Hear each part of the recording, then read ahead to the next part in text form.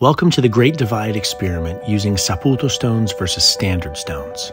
You can see that both of them are right at 900 degrees. We're placing our pizza directly on that dividing line between the machine-made stones and the Saputo stones. I also have a timer going so that you'll be able to see in real time how quickly it cooks.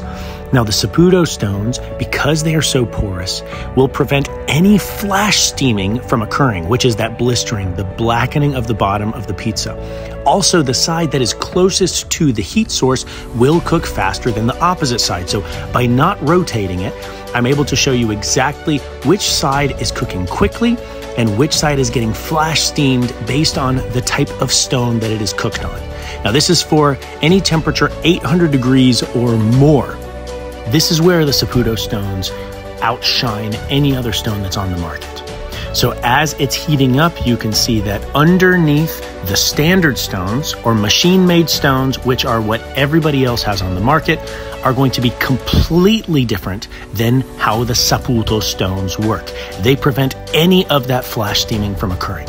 So it's been right at a minute. Let's pull it out. You can see that the left-hand side is closest to the fire, so it is the most charred. And look at that line. You can't make this up. Saputo stones just work, and they are absolutely fantastic. This is what separates it from any other product on the market. So one more time, let's look at that. A perfect line.